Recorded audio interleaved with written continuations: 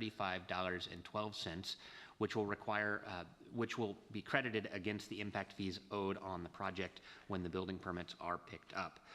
The staff recommendation is to approve or to conduct the public hearing and under the business items to approve this contract at tonight's meeting. We have a public hearing and then later a business item related to this. So at this time, I will open the public hearing on the Salmonberry Apartments Development Agreement. I see no member of the public in the audience. Anyone online wishing to testify on this matter would use the raise your hand feature, and the clerk will bring you in and allow you to testify. All right, so we have two attending, but neither have raised their hand. Last call to testify on the development agreement for Salmonberry Apartments related to traffic impact fees. Hearing none, I will close the public hearing. We're on to our business items now. Item A is adoption of an ordinance for the Salmonberry Apartments Development Agreement for traffic impact fees. Mr. Bond. I would just add to my recent presentation that this was reviewed by the Land Use Committee at their November meeting, and just generally speaking, this right-of-way is part of the piece of our effort to connect Lund Avenue to Salmonberry Avenue such that cars going to Walmart, Safeway, a possible future Home Depot store can do so without having to go onto Bethel Road. And so it's going to actually take cars off of Bethel because those people living east of Bethel can get into these shopping centers from both Salmonberry and Lund and connect through without having to enter into Bethel. Councilmember Warden. Yeah, Mr. Mayor, I move to adopt an ordinance authorizing the mayor to execute a development agreement. Oh, yeah, with Family Legacy Group. Thank you. Second. Motion by Councilmember Warden, a second by Councilmember Diener. Questions or discussion? Councilmember Rosepepe, go ahead. Not to correct Director Bond, but that was our October meeting. We canceled our meeting in November, just for the record. But this is something that we discussed before, and we did talk about it at council before, and it's going to be for the good of the city and good for the residents and help mitigate some traffic on Bethel. So That road goes all the way to Lund. correct. Yeah. Between going through the proposed Home Depot site, then Walmart's complex, and then between Safeway and the complex up above. That's terrific. Yeah, once Home Depot builds their portion, you will have a continuous connection. Councilmember Chang. Director Bond, do you happen to have a map of that proposed vacation? And my question is really more conceptual. Is it going to be more like an alley, or is it going to be more like a utility lane? There's currently a utility lane, but it stops and starts. Yeah, so I did have a map handy, but I'm actually not on Zoom, so I can't share my screen very easily unless I find the link. If you can zoom in on the packet there, I think the easement is 37 feet wide, so that's a 20-foot roadway meeting fire access requirements, plus sidewalks on one side, and I believe there's a landscape strip on one side as well. Was this the map you were referencing? Yes, so the roadway is across, my eyes aren't that good, I think it's the bottom of the page there. You can see the gray area, the gray line perpendicular or parallel to the floor is the roadway. Do you remember? So the Salmonberry Apartments, they're going to build their access to their driveway. It will be up to Home Depot to then continue that on into the Home Depot site, giving them a secondary access. And it'll line up with Walmart. Does it go in front of Walmart or behind Walmart? It goes in front of Walmart, Okay. and it's closer to Wendy's than it is to the front door of Walmart, where that through road goes, and it kind of winds around and connects over to Kathy, Right, okay, which is so the it's road the by Safeway. existing utility or fire lane. Okay, Exactly. thank you. It's dead-ended right now. It heads off that direction and dead ends. And Mr. Bond, I know I've been told before when Home Depot is going to be coming in, but when is that? Well, we are working through some final permitting issues, and they have also requested a development agreement because they're going to be making frontage improvements. They're also seeking some design deviations to allow them to do the type of store that they typically build. So I'm hopeful that an agreement will come to council maybe sometime between now and March, I think. And then once that agreement is in place, Home Depot is also nervous about going and building a store right when we're about to start our Bethel construction project. So they're trying to time their project to correspond to our road completion so that they're not having a grand opening in a construction zone out on Bethel. Yeah, our goal is to go to construction in 2027. It'd probably take us a year, maybe a little bit more to build that section of roadway. And so they want to finish at the same time we do, much like Kitsap Bank and our Bay Street project.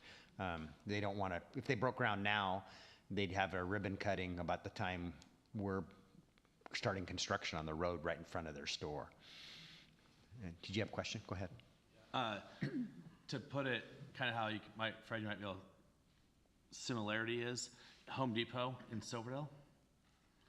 My replace actually runs like from Randall through their parking lot to Silverdale Way. So it's pretty similar to the same thing. If you can picture that, it's actually a road going through their parking lot. Yeah. Councilmember Trenary? Yeah, Mr. Bond, what's the projected completion date or time for Salmonberry Apartments?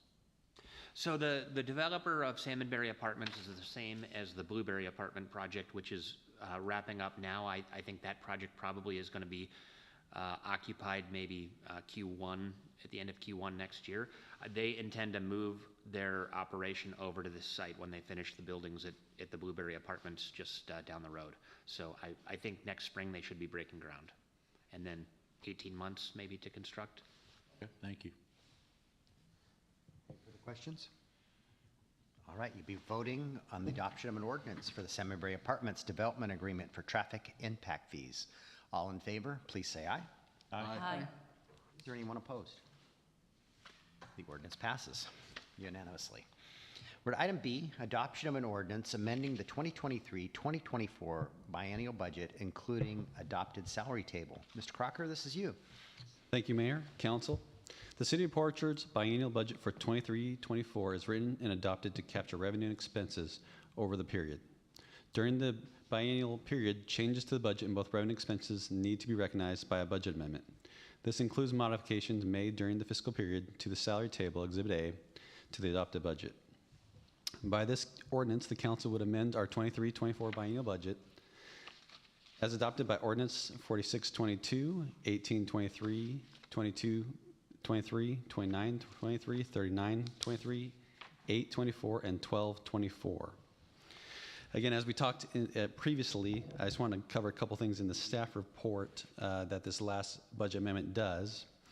This provides additional expenditure authority for the police department to have the safe boat repaired.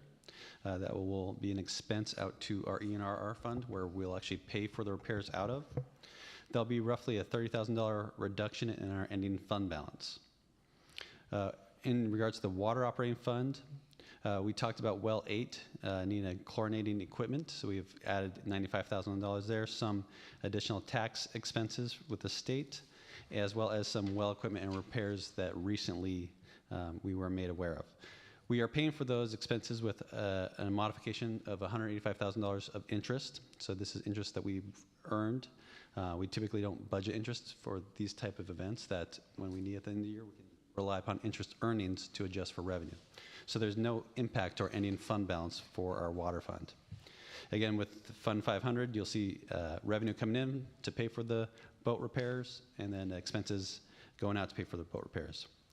On Exhibit A, there's a couple of cleanup items. This is related to mostly the reorganization of the Public Works Department, of positions that were transitioning to different promotions. So we are cleaning up the table to reflect our org structure now. And you'll see we're removing some operations manager title, a utility manager title. We are increasing the FTE for Civil Engineer 1. Again, we discussed this at the last meeting. We have reduced the mechanic by 1 FTE, but that is because we have a lead mechanic now. So again, a reflection of the organizational shift. And lastly, we are renaming the police chief to chief of police, as well as the record evidence specialist to the police service specialist. So this is intended to be the final budget amendment for 23-24. And the final adjustment is an additional request of $215,000 of revenue and expense authority. So with that, staff would recommend approving the ordinance as presented. Mr. Mayor, I move to approve the ordinance adopting the 2025-2026. You're on the wrong one. Oh, am I? Yeah. Amending, Amending. amending the budget. Oh, the top one? Oh, what? I'm sorry.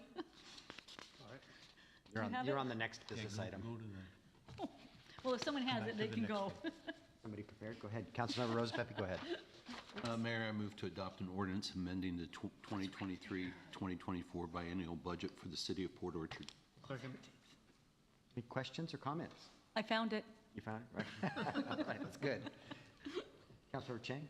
I have a formatting question, and I realize that we've seen it before, but it just struck me when I was looking at it recently. If you can go to the top of page 69, where it shows the salaries for the elected officials, I was wondering if it's possible to, I'll wait till you get to page 69. You passed it. Passed it. Oh, It was- okay, right there, thank you. If there's any way that instead of it being annual, biweekly, monthly, biweekly, if they could all be annualized, that might be a little more consistent. I know it doesn't change any of the numbers, but to me, the formatting would be a little more straightforward.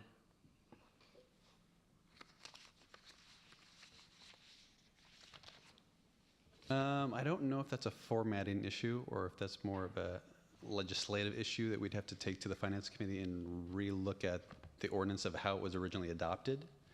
That's not a change I can just make as a formatting issue. Okay, well, for argument's sake, for example, where it says biweekly, the annual rate is 12,000. Where it says monthly, the annual rate is 12,000. I'm sorry, the biweekly is 13,000. So I think it would just be comparing apples to apples if we saw the annual salary. That's not changing any numbers, it's just changing what we're seeing here. But if everyone else likes the way it is, I think it's a little confusing, actually. Council pay will, after 2026, will differ from three of you will be, because you can't get pay raises and, well, Yeah. based on an ordinance you guys passed in September, you get COLAs, but you can't receive that COLA until after your seat sits for reelection. So in 2026, these three seats over here and John's seat will get a pay raise, okay? But these three seats over here won't receive a pay raise until 2028, because it's just state law says you can't vote yourself a pay raise. I think Fred is just asking that they all be shown annually, the annual costs. And like you said, if that has to go to finance for the way it's written in the resolution or the. Yeah, so the way it's presented is consistent with the ordinance. I'm thinking through kind of the formatting. Perhaps there is something we could tweak in the future to display it a little bit differently, but I wouldn't want to display anything that isn't consistent with how it's adopted, I guess. Well, the adoption certainly sets out the rates, and I'm not arguing that, that we're staggering the new increases. That's not my point. I don't think the ordinance demanded that it be presented in this format. I mean, I can see where it would literally, it is bi-weekly, but I think it's still better if we did the equivalent annual figure. We can certainly take it to the Finance Committee and talk about it. Yeah. Other questions? All right, you'll be voting on adoption of an ordinance amending the 2023-24 biennial budget, including the adopted salary table. All in favor, please say aye. Aye. Is there anyone opposed? Hearing none, the budget amendment has been approved. We're to item C now, adoption of an ordinance establishing the 2025-2026 biennial budget. Mr. Crocker, this is you. Thank you, Mayor.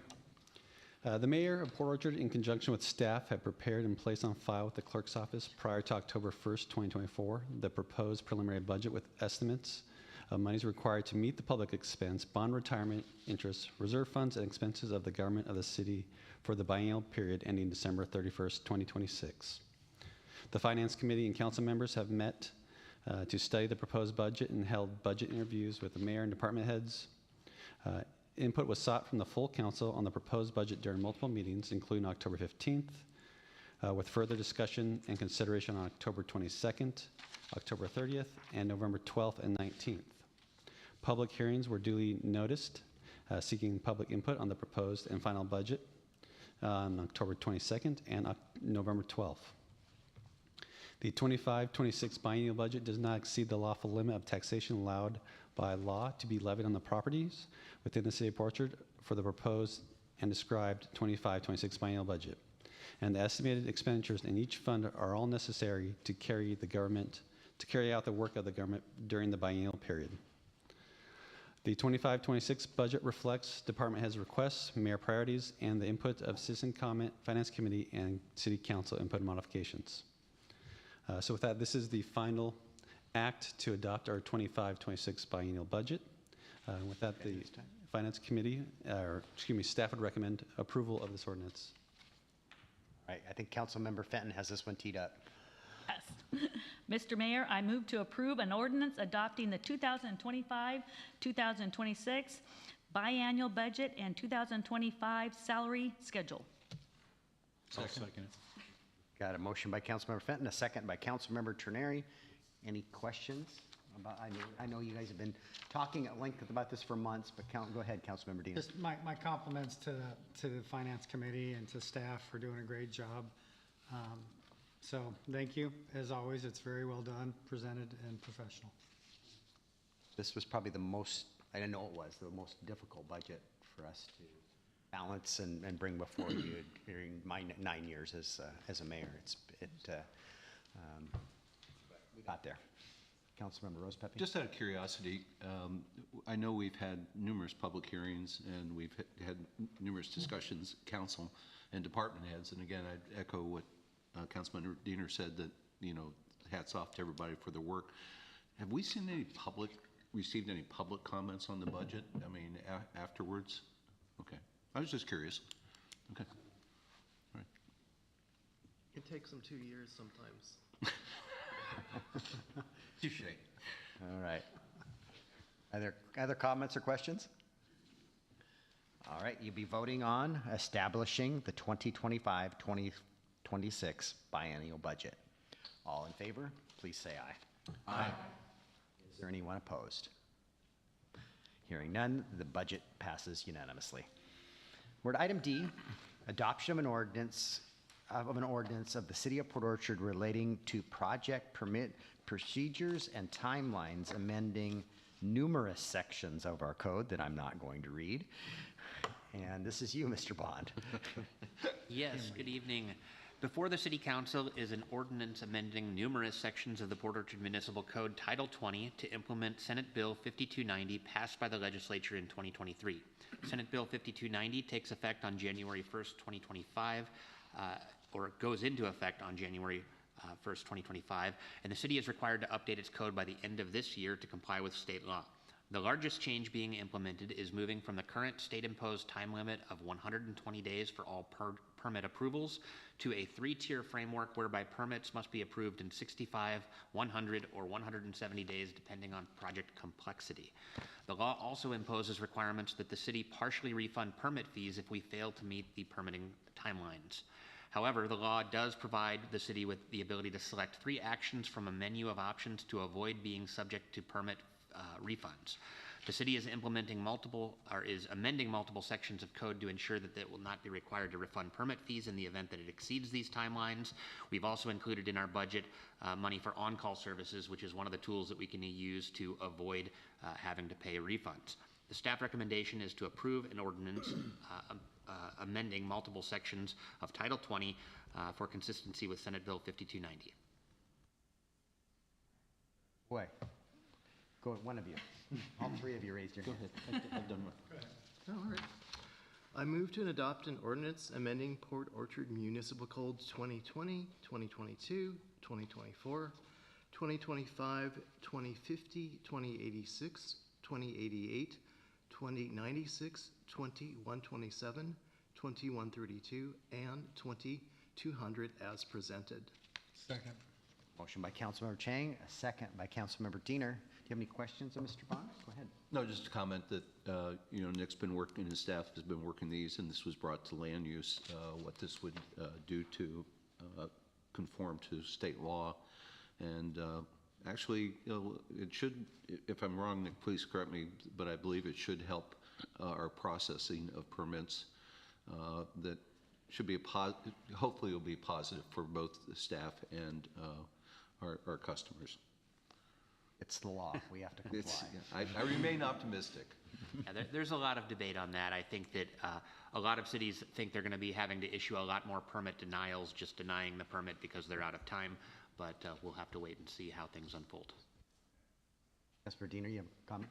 Yeah, thanks, Nick, for your good work on this. So I have two things. One is not really related to this, but it caught my eye. We are still taking walk-in and mailed applications. What's the frequency of that versus applying online? Well, not all of our forms have been put into Camino yet, so everything that we can take online, we do take online, and we do allow people to email us the attachments for those other permit types. But we still do occasionally have somebody that wants to turn something in person, and we still allow that. Okay, do you see a date by which you'll cut that off, or? I know some jurisdictions have gone all online and there's no choice in the matter. Yeah, I don't think that has come up in our discussions of Okay. whether we need to do that. Okay, and then my second comment is in section 11.4F, where you talk about a suspension of 60 plus 30 days for review. Is that per cycle? So cycle 1, you can get that extension and the additional 30 days, as well as cycle 2, 60 plus 30? Sorry, which page are you on in the packet? Section 11.4F, I don't know that I have a page number handy for you. I can find it real quick. 120, top of 120? Is it this one?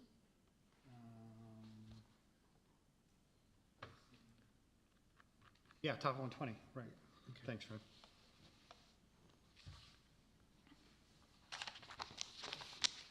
So my question is that extension per cycle?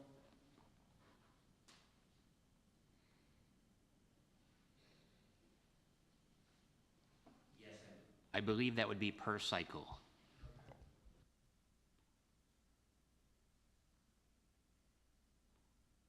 Okay. I know that other jurisdictions are saying, don't apply until you're completely ready because things are going to move faster and we're expecting to perform, so we're expecting applicants to perform. And this gives them, 180 days of additional time for their applications. And if we're okay with that, that's fine. And maybe that's another discussion once we get this underway and we can monitor it. Go ahead. Is 180 days, does it restart when you reject a permit?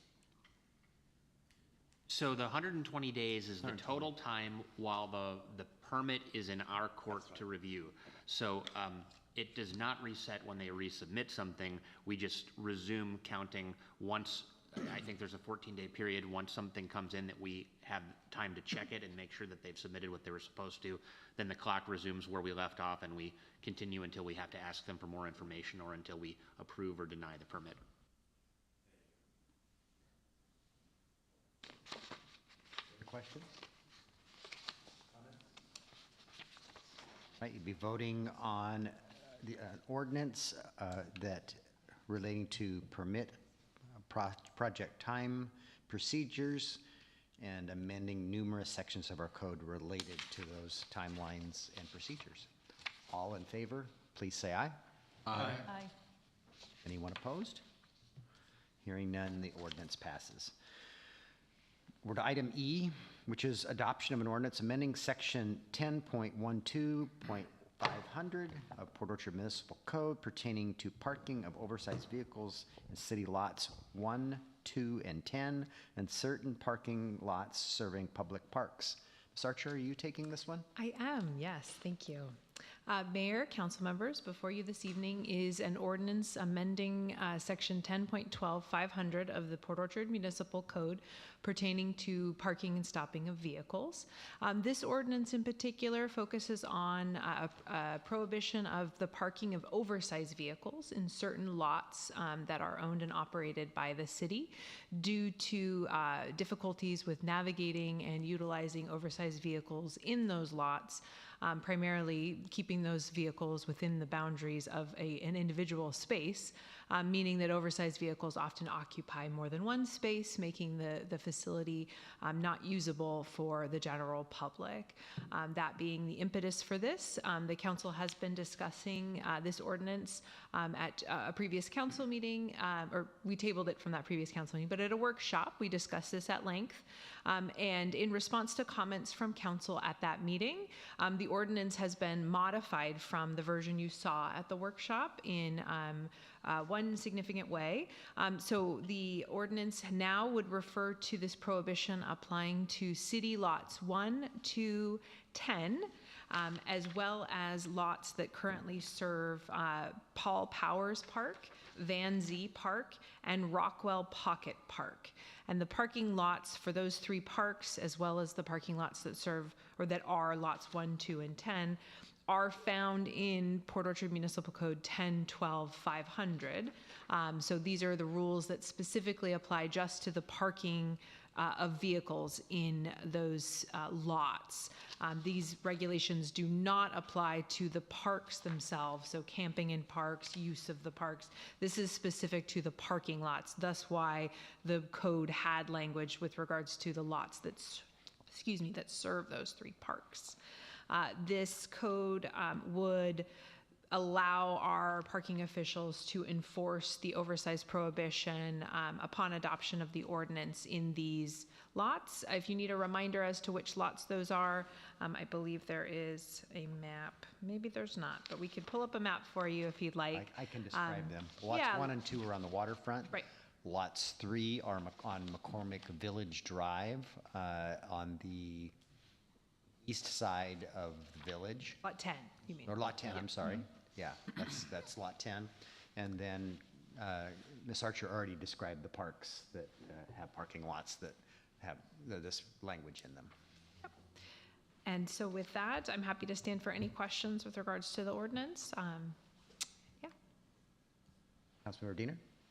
Mr. Mayor, I move to adopt an ordinance amending section 10.2.500 of the Port Orchard Municipal Code pertaining to parking of oversized vehicles in certain city lots. Second. By Councilmember Diener, second by Councilmember Fenton. So, as a motion maker, go ahead, Councilmember Diener. I just wanted to thank you for the distinction. We were talking about parking and parks, and I don't know if we quite caught the distinction between parks and parking lots for parks. So thank you for that clarification. Absolutely. Other questions or comments? I know we beat this up quite a bit over a few meetings, and I think we finally got it where we wanted to get it. So that you'll be voting on adoption of an ordinance amending section 10.12.500 of the Port Orchard Municipal Code pertaining to parking of oversized vehicles in lots 1, 2, 10, and certain parking lots serving parks. All in favor, please say aye. Aye. Anyone opposed? Hearing none, the ordinance passes. We're to item F, adoption of a resolution approving an agreement with RH2 Engineering, Inc. for the Bay Street Lift Station project. Mr. Ryan, this is you. Thank you, Mayor, council members. Before you is a resolution that would authorize the mayor to execute a contract with RH2 Engineering for the design of the Bay Street Lift Station. The Bay Street Lift Station project aims to reconstruct and upgrade the facility to meet current standards and increase capacity. The city secured funding for the project through the Washington State Public Works Board Award, approved by the council back in February of 2024. Following a procurement process, RH2 Engineering was identified as the most qualified consultant based on submitted qualifications, interviews, and project criteria. The proposed scope of work and fees total $375,000. Staff recommends adopting a resolution authorizing the execution of this contract. Happy to answer any questions. Councilmember Trenary. I move to adopt a resolution authorizing the mayor to sign an agreement with RH2 Engineering, Inc. for the Bay Street Lift Station project in the amount not to exceed $375,000 in a form approved by the city attorney. Second? Motion by Councilmember Terneri and a second by Councilmember Rosa Pepe. Any questions or comments for Mr. Ryan? So the Bay Street Lift Station is the one, currently it's in the parking lot of the Ford dealership. And it's like some of our other aging infrastructure is in need of an upgrade. All right, hearing no questions, you'll be voting on a resolution approving an agreement with RH2 Engineering for the Bay Street Lift Station project. All in favor, please say aye. Aye. Anyone opposed? Hearing none, the contract has been approved, or the resolution.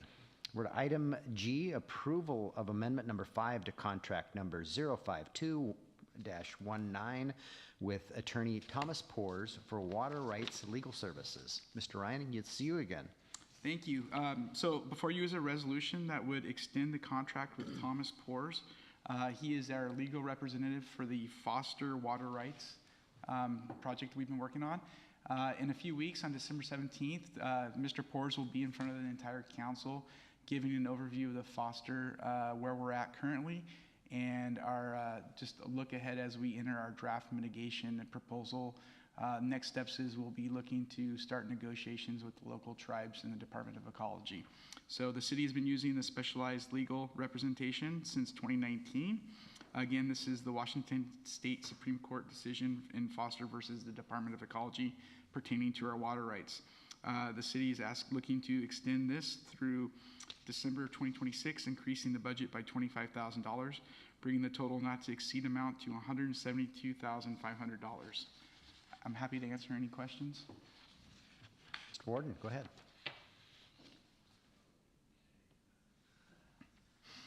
Thought you were ready. No, seriously, like Are you doing a Heidi? No, these are written. yeah, The last three. Okay.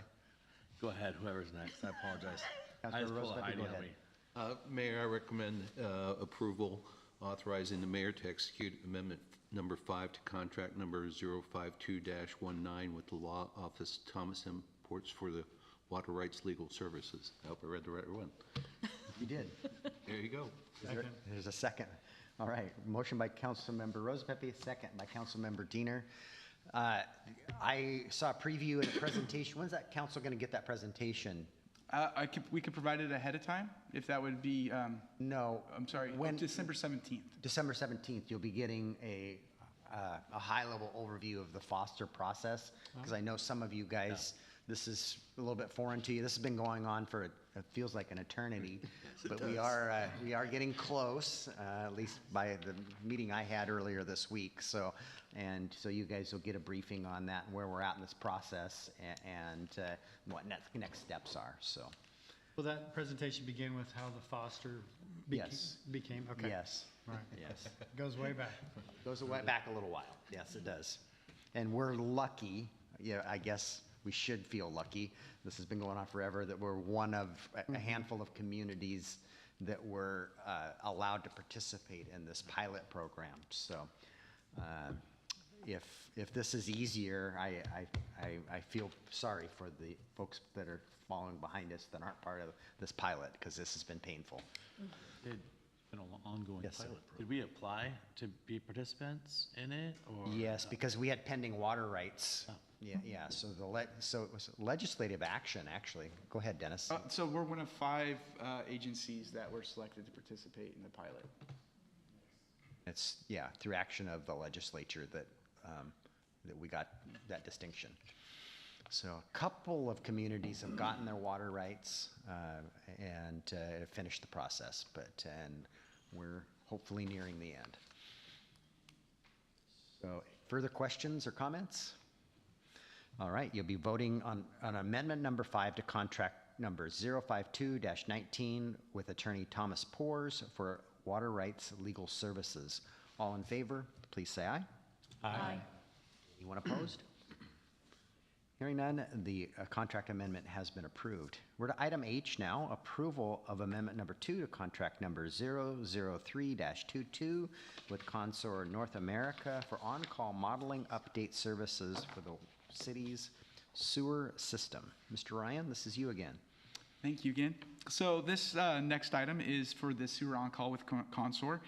This is looking to extend the contract through December 31st, 2026. The total budget increasing the total budget from $230,000 to $330,000. Funding for these services include the 2025-2026 biennial budget of $50,000 per year. And just some background, we are a small city. We have limited engineering on staff, so we do rely with all the projects that we currently have, as you saw in our capital budget. We do have to go out for specific expertise in areas of water, engineering, stormwater, transportation. So happy to answer any questions for that one. Well, go ahead, Councilmember Diener. Do you want me to make a motion first before we get into questions? Yeah, that'd be best. Mr. Mayor, make a motion that the council authorize the mayor to execute amendment number 2 to contract number C003-22 with Consor North America Incorporated for on-call modeling update services for the city's sewer system. Second. By Councilmember Diener, a second by Councilmember Rosepepe. Go ahead, I Councilmember just Diener. was going to ask why the fairly steep increase? So this is over a 2-year budget cycle, so this is for 25 to 26. We are an ever-growing city. We are encountering things where this is sewer. We did increase part of our our budget that we just adopted and increased funding for sewer. If we find catastrophic failure, we might have to go out and have design done. We also use this for modeling. We do concurrency with this budget. We are bringing on additional development. I'm sorry, Nick, there's concurrency separate contract. Is that correct? I'm not positive. how I may we have that misspoke structured. about concurrency, so I apologize. But Remember, this is on call though, so yeah. we only spend it as we need it, Right. and we need this consultant to do modeling for us. Yeah, and that leads into my second question. How much did we burn through the 2022 contract? I don't have that. Looks like we have spent $163,000 Of the 200, of the 230,000. 230, yeah, okay. Just giving the authority to that, up to that Yeah, dollar amount. Yeah, and- I'm and just it- wondering why they jumped to 330 when they left, or leaving 70 on the table. Seems like a bit of a leap. I don't have an answer to that immediately. It's just anticipation. Similar when we talked about the air reliefs that we just replaced on the sewer transmission, we were able to do that without a design, but we anticipate projects coming as we're gearing up. We did also include in this last budget cycle that we will be doing smoke testing, looking for I&I infiltration. That's going to require some design as we make those repairs. So we did dedicate more money to making some of these critical repairs as we identify them. So we anticipate additional engineering services. Okay. Questions or comments? All right, you'll be voting on amendment number 2 to contract number 003-22 with Consor North America for on-call modeling update services for the city's sewer system. All in favor, please say aye. Aye. Anyone opposed? Hearing none, the contract amendment has been approved. We're to our last business item, which is approval of amendment number 3 to contract number 001-22 with Consor North America, Inc. for on-call modeling services, update services for the city's water system. Mr. Ryan, this is yours again. Thank you. So similar to the last contract, this is also with Consor Engineering. This is for the water on-call. This is amendment number 3, extending the contract through December 31st, 2026. This one increased the original contract from $330,000 to $480,000. I can tell you specifically, we are currently undergoing a water modeling study. And so that's gonna, I believe it was $60,000 that is gonna go towards this on-call. I don't anticipate that being expended before the end of the year, so that will carry into 2025. We're also utilizing this current contract as we do secondary review, as we do the startup for the 660 reservoir, which should be coming online in the coming weeks. So again, any additional design modeling that the city needs as we grow our system, this is what that contract would be for. We're also bringing wells online in the McCormick area and the process of separating our two systems. So there's quite a bit of work being done out in the McCormick Communities area related. And I'll just add, before the question gets asked, we've spent $213,000 on this contract currently. How many years have you used Consort North America? So previously they were Murray Smith. I just know that the original contract for this one was January 2022. So. Few years. Okay. Is there a motion? Oh, yes, Councilmember Warden. Yeah, I want to clarify, when I was looking at this earlier, the motion, it says staff recommends that the city council authorize. And that's what threw me off, was the verbiage of it. So I caught myself about to start reading it going, hold on a minute. So I sat here going through other ones like, am I? Got to think on your feet there. I don't think that quick on my feet.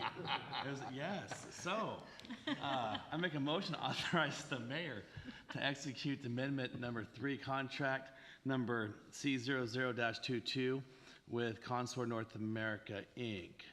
for ongoing on-call modeling update services for city's water systems. Second. Motion by Councilmember Warden and a second by Councilmember Rosa Pepe. Further questions? I know I answered one of them preemptively. Yep. All right. I'm not hearing any questions or comments, so we'll be voting on amendment number 3 to contract number 001-22 with Consort North America, Inc. for on-call modeling services for the city's water system. All in favor, please say aye. Aye. Anyone opposed? None. The amendment has been approved. We don't have any discussion items, so let's move on to council committee reports.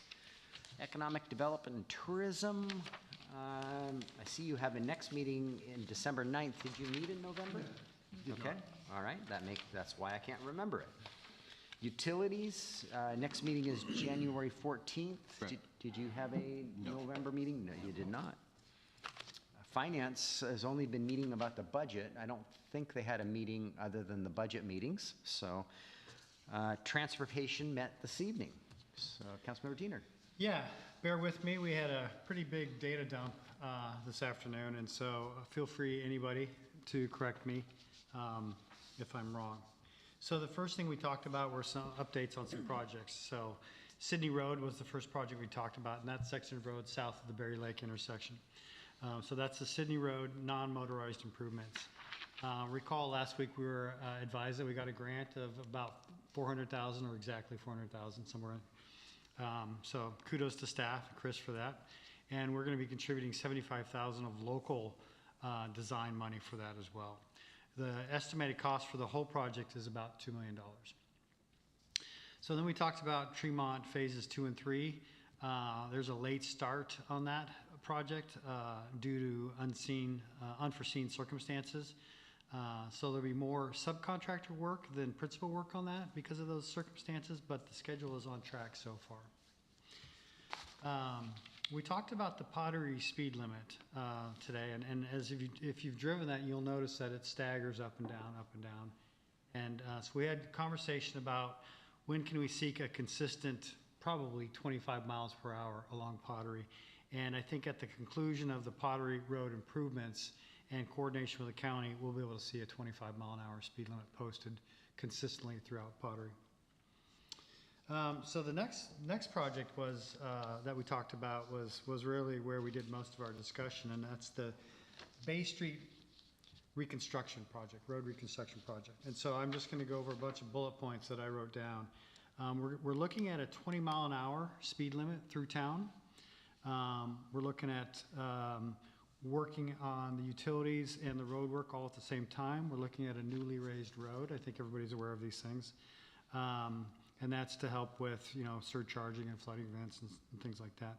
We're looking at construction in 2026. There's a drop dead date by which that construction needs to either occur or be completed. Not sure which. We have spend down requirements due to the federal funding. Yeah. Get started, okay. And we're looking at executing an underground agreement of utilities with miscellaneous companies and franchises. We're looking at a 30% design submittal. Environmental permits are getting underway now.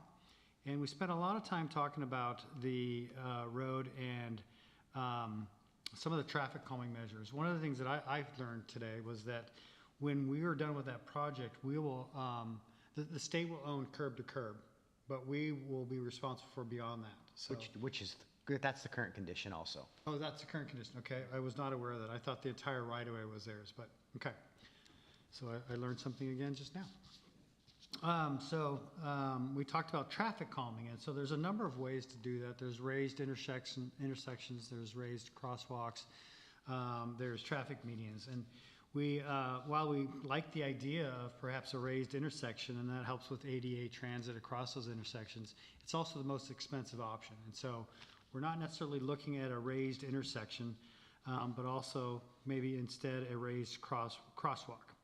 And that's less money, but also provides the same benefits of calming traffic and ADA transit. We talked about medians and what those could look like. We've got to coordinate with the state on what those medians could look like. While it would be great to have planted medians, there might be concerns from the fire district about that. And so we may have to have rollable curb medians. And if that's the case, then we'll want to do something a little more innovative or better looking than what we've seen in other places. And so we'll be working with the fire district and WSDOT to talk about what those medians could look like. By the way, our number one legislative ask, as I understand, with legislature next year is to assist with those road improvements. So we also talked about the work zone and traffic control, and we agreed that there's probably a better option than two of the others. So we're going to be looking at lane shifts. We're going to be looking at evening work. The state requires more of an allowance or a stronger allowance for pedestrian access through the work zones. God, I don't believe there was night work. Oh, I thought No, I it thought was I heard weekend night work might be. If we did lane shifts, I think Okay. the preferred alternative was the road closure for 60 days, which Yeah. then it didn't involve lane shifts. Okay. That was my understanding. Yes. Okay. Thank you Mine for that. as well. So we were presented with three options, and it'd be nice if we could show those, but one lane would be open, and that'd be westbound, and it would detour. Sorry, let me start with the preferred option. Preferred option is a full closure, and that would detour traffic through Kitsap and down Sydney. So that was the preferred option. It's the quickest, and it is the least expensive. And so if we look at some of the others, then we're starting to ramp up time and costs. And so this is looking to be a 3 to 4 month construction project with, am I getting it right that it was going to be the cheapest alternative? It was, Yeah, yes. by 10 to 15%. Okay. And Rob has talked to the businesses downtown, and it seems like Some of the okay. businesses. So far, it seems like it's fairly unanimous, if I'm getting that correct, in that this is the preferred option. Let's get it done. Let's just rip off the Band-Aid on this and move along. There were some other options that included leaving one lane open and even 2 lanes during construction, but those ramped up in time from 3 to 4 months to 6 to 9 months and 9 to 12 months respectively, and increased costs by 5 to 10%.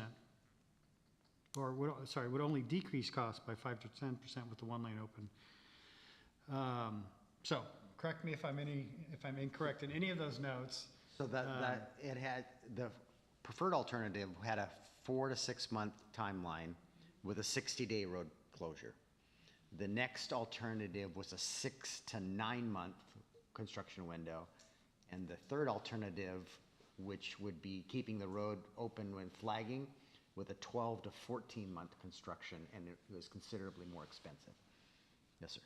I know you all discussed this, so I just asking the obvious question, is there anything we could do at Sydney and Kitsap? Because you come to a stop sign, people try and turn. The engineers are gonna have to look Yeah, at. that's what I'm saying. So you guys are gonna take a look at that? Yeah. Okay. And thanks. I think it's gonna be imperative, and I've already been talking to the chamber and the Merchants Association about a campaign to make sure that the community knows the businesses downtown are open during this construction and to be sure to support our businesses downtown. Councilmember Chang? Is that 60 calendar days or 60 work days? Or do we know? Mr. Mayor? 60 days is what we were given. So yeah, total construction it could be as early as 3 months to 4 months is what's anticipated, but I also want to point out that they do anticipate a 10 to 15% cost savings by completing the project that way. Yeah, thank you. Councilmember Trenary had a comment too. One of the most important things that I took away from option one, which is the full closure, is that probably 85 to 90% of the businesses downtown will still have full access to them. Granted, it won't be as directed as it is now, but we still will be able to access those businesses and help keep them going during this tough time. I think that's very important for our downtown core. So that was why I was 100% behind the full closure, least amount of time, least amount of money, full access for our businesses. That's the way we should go. And if I may add, we're also trying to do this not in the middle of summer, not during the most Our important. goal is to start Yeah. construction in the Yeah, spring spring. of 2026. And then we closed with a discussion about Salmonberry Roundabout design, and that's what we're going to talk about in a little bit. So, If Dennis, do you want to go ahead? You want to comment on the? I just have a question. Why are raised intersections so expensive? question for that guy. Well, What would go when into it? so remember we're raising the roadway 1.5 feet. Sure. And then at the intersection is at the end of it.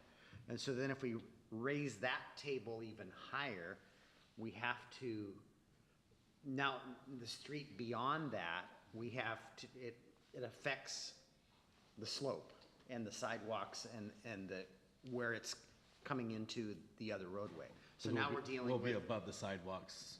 it sort of starts affecting the sidewalks and the, beyond the other side because of the amount of slope we have to recover. So it's not a cost issue, it's a design issue. Well, it costs money because and now you got more concrete, you're redoing more sidewalks. Right, that's not a lot of money though. It's really not. I think it's more the design is not practical for what we have, right? In particular on this end of town, as you're coming into where the businesses and things are. Yeah, I wish it would work, because I think that would really be a good calming device and look So good, but we'd be super high. The idea is where Orchard Street is right now and where the community center is to do a raised sidewalk at that location, which kind of has the same effect. In the middle of, that section of roadway, you'll have Oh, that's that's nice. a kind of a Cross bump. Yeah, that's a crosswalk. yeah. It's unfortunate, but yeah, you'd be super high if you did that, yeah. But Yeah, and the ramp up leading into town for that would be pretty substantial. I would like to see a map, and then when we go to all the businesses, that we have a map to present to the businesses so they can see it and know what's going to go on with the closure, and then this is the way you're going to go. First step is, this is a state highway. We have to get WashDOT's approval for both of these things, to A, close the road, and B, reduce the speed limit. We can't just do that on our own. We have to get WashDOT's blessing. Dennis? And I'll just add that for me personally, it's exciting that we're finally talking about this first step and what will be painful, but hopefully not too terribly long. And the handful of businesses I've talked to, they're all, I can't survive 12 to 14 months of construction. Get this done and get it done as quickly as possible. Yeah. Yeah, so we're hoping to get done by the beginning of summer would be the goal. And definitely the road closure would be in the beginning when the utility work's being done on the ground. You want to, versus waiting, Scott picked the scab on the roundabouts, so you want to bring it up? So this was going to be in the director's comments, but So I think we'll be brief. everybody's got a copy of it, and if Scott, after he's Janine gets it up on the screen, maybe, I know that the Transportation Committee has done a little bit of work on this. Yeah, by a wide margin of 2 to 1. Yes. So this is for the Bethel corridor, as we've been discussing, the landscape component. So these are some of the options, what we've heard back from the Transportation Committee for the roundabouts. This is two-sided. One side has the single tree option. I heard today at the Transportation that we wanted to focus, I think there was some consensus on the top left-hand corner image where the 3 trees are together. The comment I heard was that the taller trees, the lifted canopy would deter people from being underneath the trees or collecting things that we don't want to be there. So we did hear the consensus was the one with the evergreen in the middle on the top left. We also want to look at that same image with the synthetic grass, which is the bottom right image has synthetic grass. And if you look in the boxes here, here's an example of what the synthetic grass would look like in one of these images here. So the color palettes will be an ongoing thing. I did hear from Councilmember Fenton, you like the colors and the trees, and Yeah, I like those that. are all things we'll share with the landscape architect. Yeah. So that's the 2-to-1 recommendation. I think Heidi, you generally liked it, but you didn't like the modern art of the wavy stones. Yeah. Hey, how about big boulders in there? Do you guys like big boulders? Not as much. Anyway, that's that was the recommendation of the committee, and we're just continue as we get farther along with other elements, we'll try to share them with you.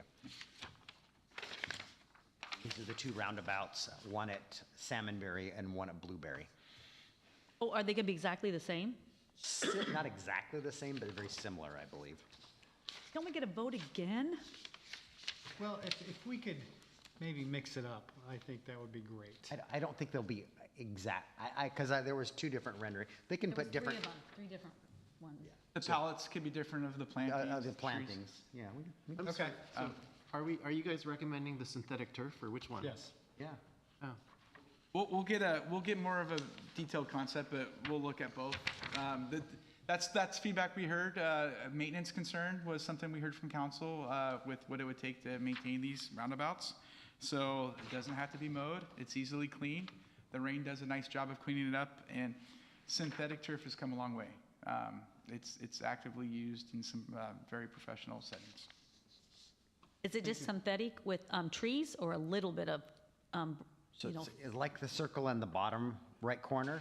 Yeah. It'll have a perimeter that's the synthetic grass. Yes, I like- And that's- then live plants in the Then the middle. trees, So gotcha. it just cuts down on the amount of weeding we have to do if we put a ground cover in there, and then looks like grass, but it doesn't have to be mowed or watered. I'm fine with that. I can provide a sample as we get closer in the projects, just so people can see what it sees. The architect will have that. Thank you.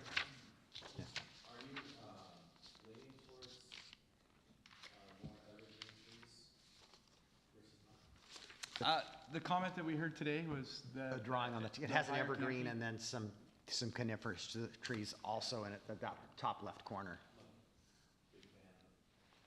More evergreen trees and, year-round, look at something nice year-round, plus maintenance, because all those leaves, as those trees grow, that's just plugging our catch basins up and everything else.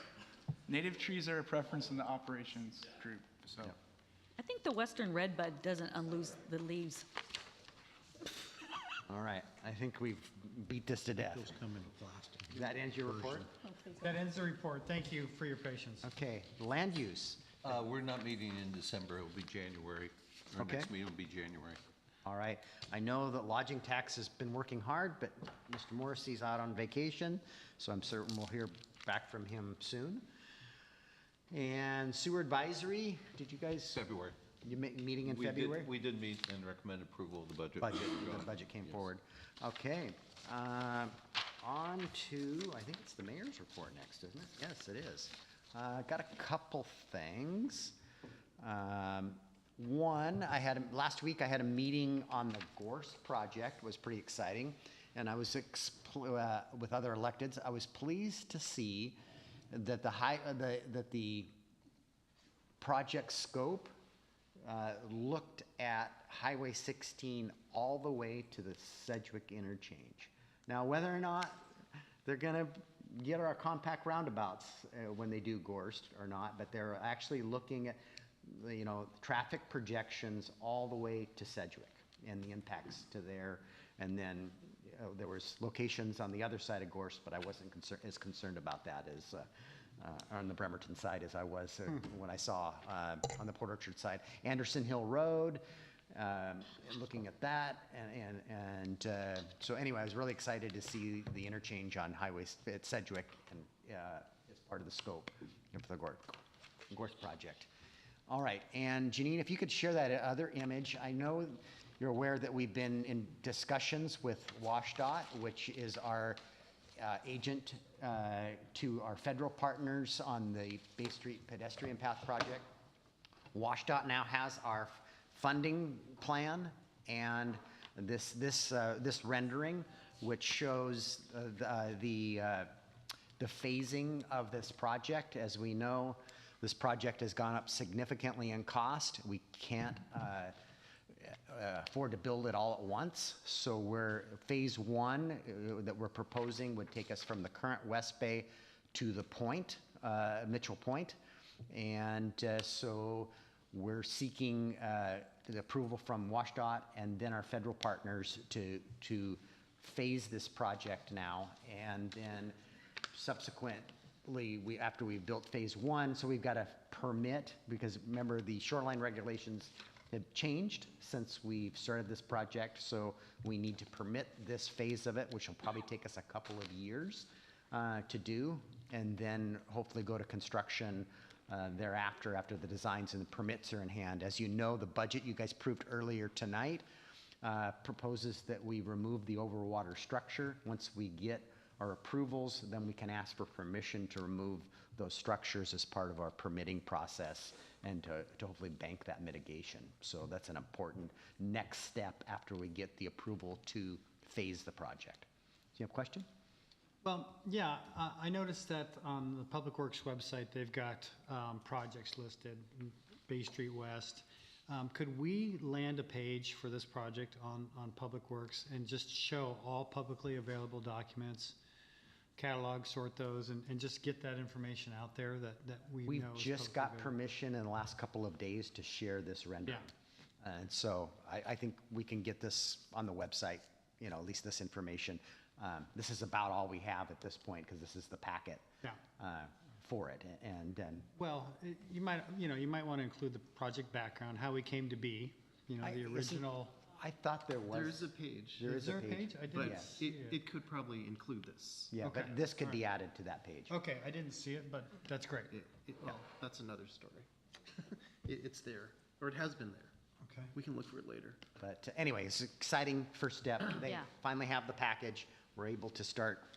They're going to meet with our federal partners, and you know, it is the holidays. I don't know, you know, if it's realistic that we're going to get some answers back before the end of the year, but it is in the works. And you said this is phase one? This is the phasing plan for all three phases. Oh, And we're proposing to get the permits and then construct phase one first. Right, okay. Yes, sir. My eyes aren't that strong. Phase two, Mitchell Point. To about the Arnold Creek. Yeah, it's where the Arnold Creek is. Okay. So we would terminate right probably in this area here. And then phase two, that's the aquarium area, I believe. Yeah, it's where the culvert, the creek is. Okay. And then phase three is the remainder To the transit center. All right. And that's all, believe it or not, that's all I have on my mayor's report. Can you believe that? It's your lucky night. I'm going to get you guys out of here before 8 o'clock. That's my goal. All right, let's go to the directors. Mr. Ryan, you spoke too much. You had the last 4 items, so I'm going to start with the clerks. Anything from the clerk's office other than your one-man show?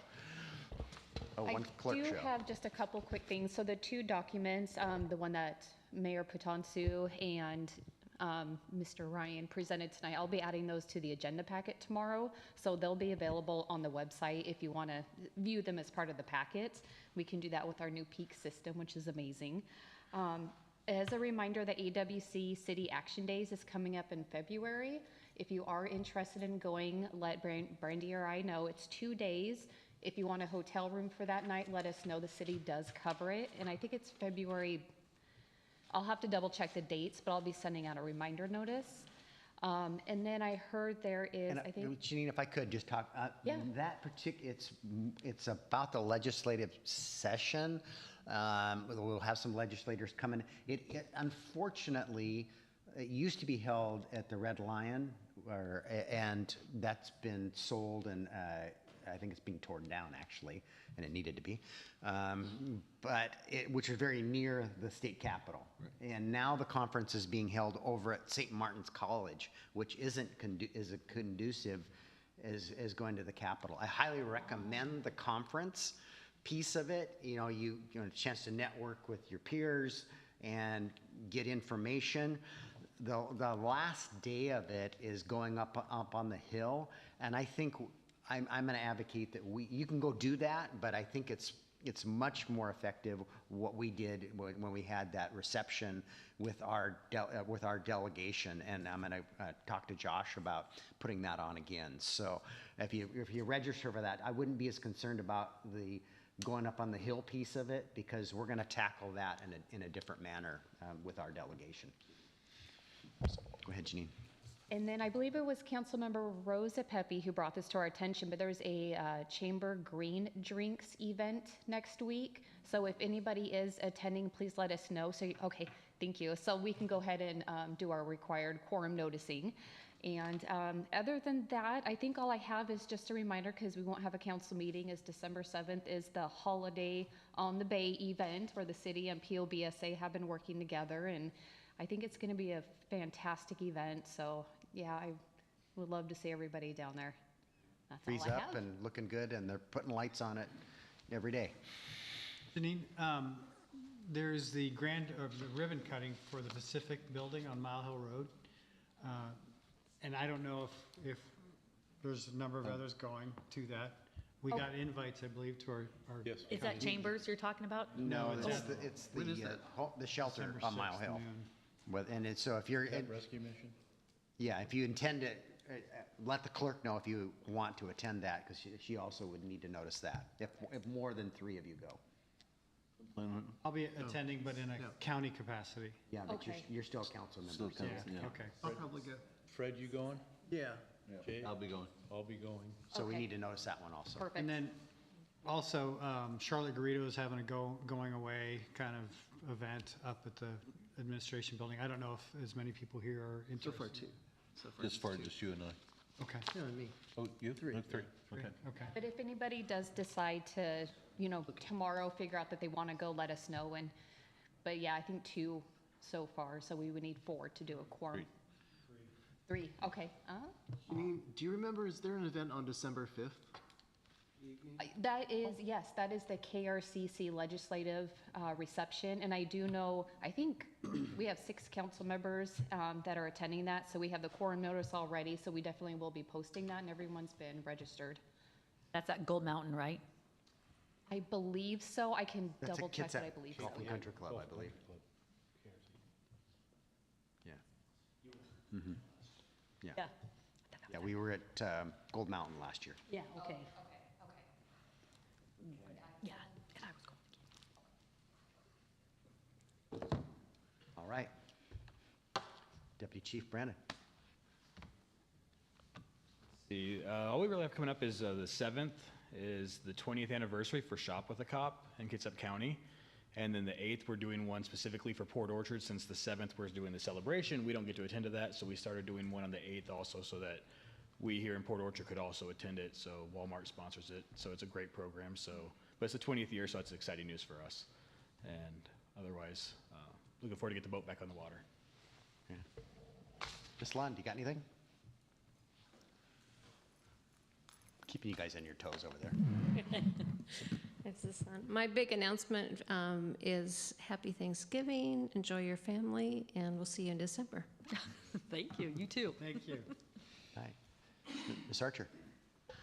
Nothing to report this evening. I will be here for the 2 December meetings, and as always, I come early in the day, so I'd be happy to chat with anyone that has anything to chat about when I'm here. Just a reminder that I am here, so thanks. Bond? Nothing to report tonight. Rocker? One thing to follow up on, if you recall, a few weeks ago, I mentioned that SMP was going to be reviewing our city's credit again. So again, SMP changed their methodology over the last 6 months, and certain entities got flagged for our review. So we had our conversation with SMP. We went through that process. They have since downgraded us from a AA+ to a AA, which is still a strong credit. I did have to disclose that to our Municipal Securities Rulemaking Board today, and so that is now public information. I can share with you their report if you like. Again, there wasn't a whole lot in our control when these rating agencies change a methodology that have different factors and different weights on how they characterize risks. So I just want to share that with you. Not the greatest, but not the worst either. But no, we already issued our debt. Correct. So it doesn't affect any interest rates. It doesn't affect really anything that's going on. Yeah, It's the only just- thing it could potentially affect is future borrowings. Yeah, yeah. But we still got a AA rating, which is still accepted. Yes, yeah. Just a quick question. Noah, how's the audit going? Good. Everything's going good. It's positive, just. Yeah, we're hopeful that they'll be done before the end of the year, but I'll keep you informed as kind of they progress. Thank you. All right, you're last. All right, really briefly, I just wanted to provide an update to council that the city has approved the permits to restore Givens Little League Field, so the applicant can pick up those permits to restore the field as we previously discussed. Good news. Want to see the kids playing baseball on that field next year. All right, anything for the good of the order? Oh, all kinds of hands went up. I'll start with Scott. Go ahead. Just a request to Public Works, if we could maybe trip the lights downtown a little earlier in the day, I think it'd be nice. They're on an eye. They come on and off with the sun. Oh, they are? Yes. Oh, I thought they were on a timer. Okay.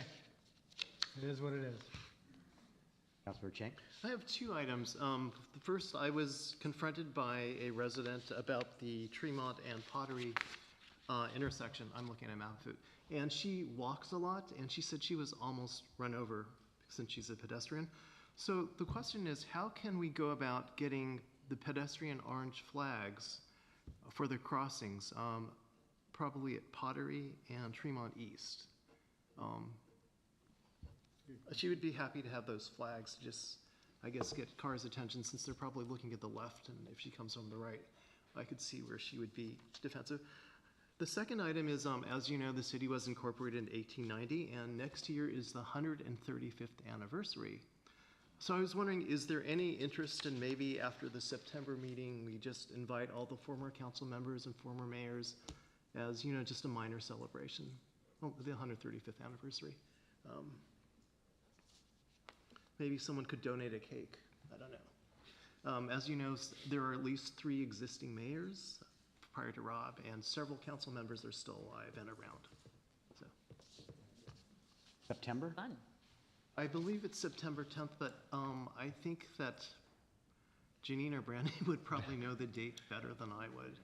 35 years, huh? 'Cause Thinking they ahead. looked it up for the 125th anniversary. That was 10 years ago. Well, okay. Any other good of the order?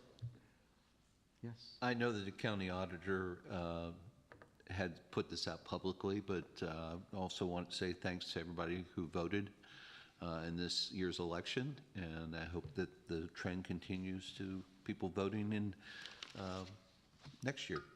Also, happy Thanksgiving to everybody on staff and at the dais here, and to everybody out that will watch this at a later date.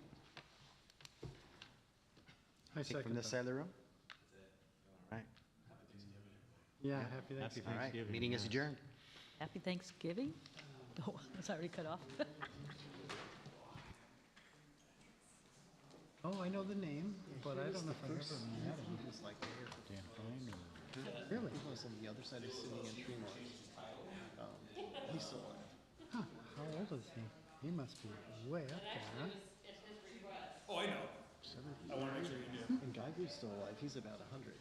But I don't know if he can travel. Recording stopped.